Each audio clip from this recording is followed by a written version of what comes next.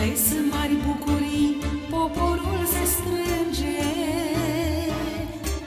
fiindcă Iisus a venit cu glasul său dulce.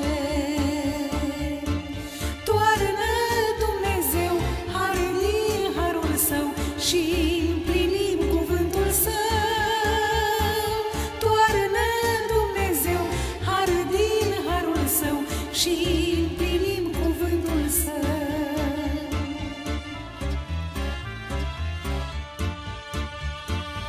Domnul azi ne-a așezat ca să fim lumină,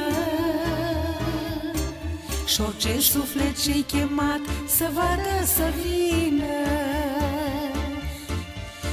Ești un sol trimis pentru paradis, ești lucrător cu Iisus.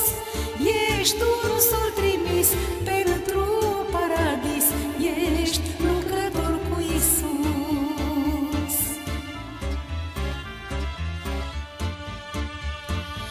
Într-o casă cu orfani, cine se duce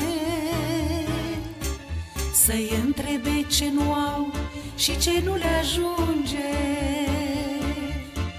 Cel ce stă mereu lângă Dumnezeu, împlinind cuvântul său.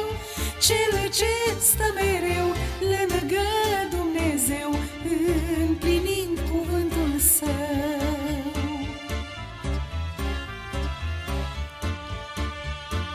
Dacă unul a căzut, cine se duce? El se simte părăsit, sufletul lui plânge. Să-i spună mereu din cuvântul său că îndurare-i Dumnezeu.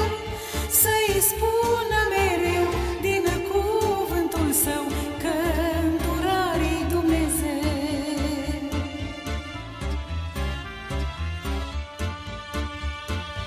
Într-o casă cu păgâni, cine se duce să aducă mângâieri celui de pe cruce?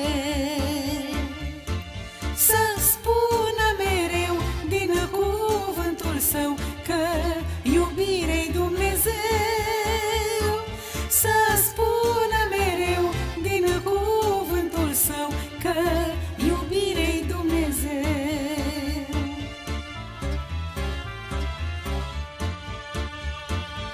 Aur, pietre și argint, astăzi și ne strânge.